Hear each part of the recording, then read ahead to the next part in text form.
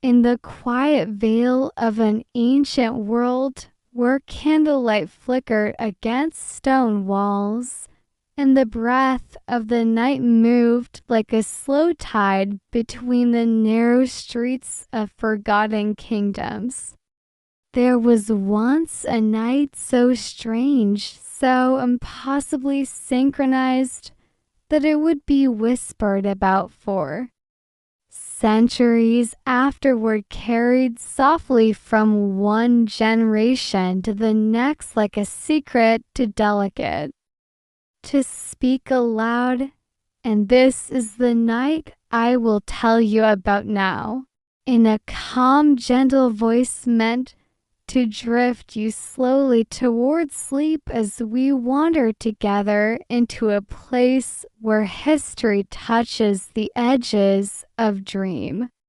Long ago, in a remote kingdom tucked between sleeping mountains and a river that shimmered like dark glass under the moon, the people lived simple lives, wrapped in routines of agriculture, worship, and quiet domestic rhythms that had remained unchanged for hundreds of years.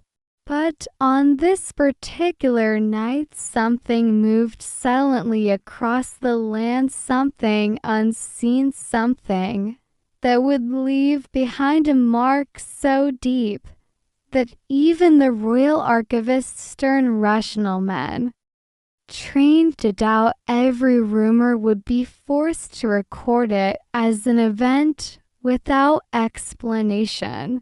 That night began peacefully, the kind of evening where all you would hear were the soft crackles of hearth fires, the distant murmur of families sharing bread, and the faint whisper of the river turning gently round its slow bends. Yet as the moon rose, unusually red and low on the horizon, a strange stillness began spreading across the kingdom, so subtle at first that no one noticed.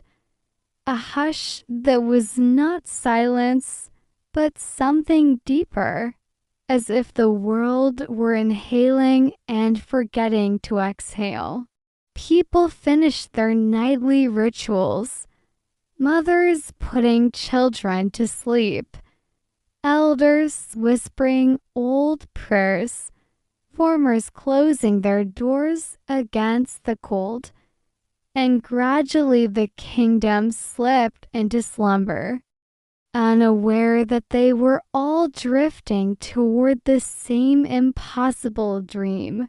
And in this dream, though each person believed themselves to be alone, they found themselves standing on a vast plain of pale dust beneath a sky that had no stars, no moon, only a faint glow like dying embers pressed thinly across the heavens. And from the horizon came a sound soft at first, like distant breathing, but growing heavier, closer, vibrating through the ground, until the dust swirled around their feet. And as they looked toward the trembling horizon, they saw a figure, tall and indistinct, moving with slow, deliberate steps, its form flickering like smoke trying to take shape. And though no features could be seen, every person who dreamed that night felt with absolute certainty that the figure was looking directly at them. In the dream, the air grew colder and a strange wind wrapped around their bodies like unseen fingers, pulling them closer toward the approaching figure.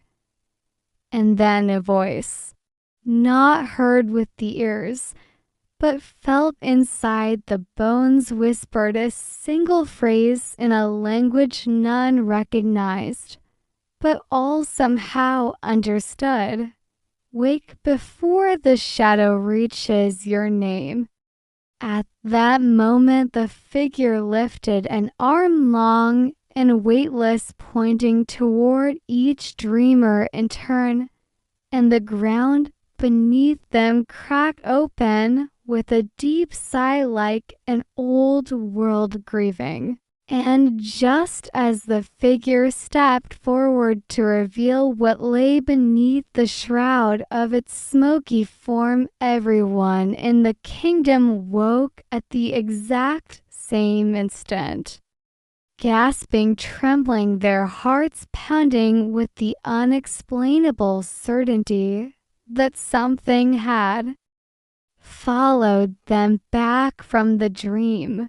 Inside the royal palace, the king, who was known for his iron composure, was found sitting upright in his bed, drenched in cold sweat, staring at the door as if expecting someone or something to walk through it.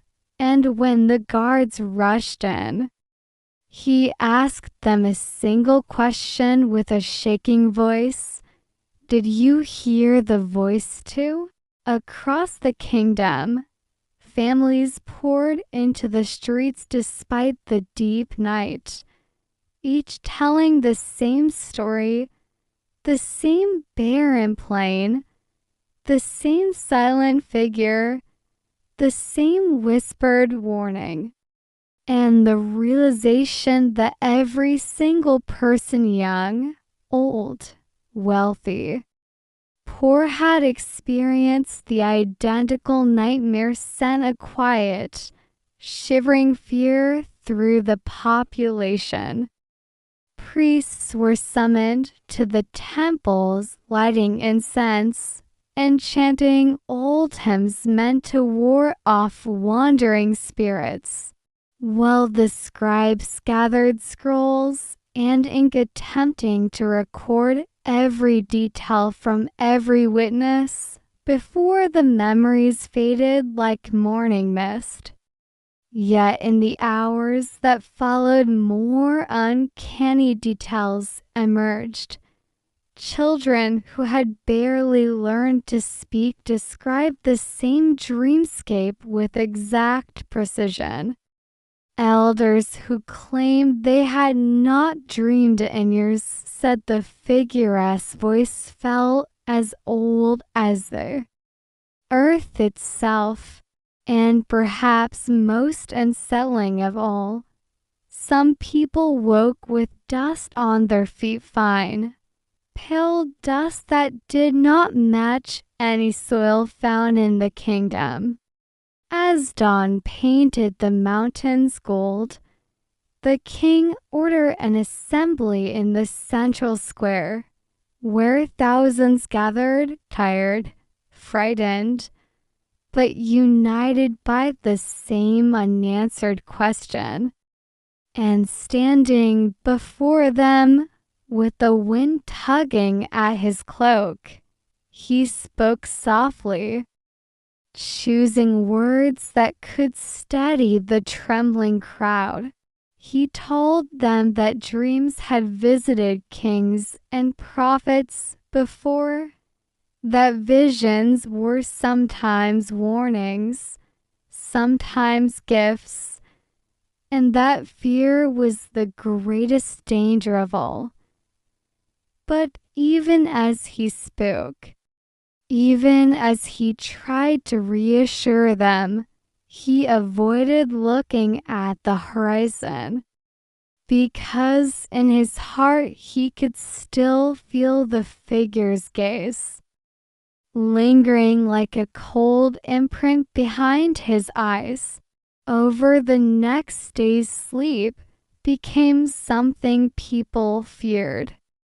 families stayed awake through the night, huddled around fires, whispering prayers, begging that the dream would not return, and yet many reported he, airing faint whispers when they closed their eyes, like the echo of the figure as warning, "Wake, before the shadow reaches your name."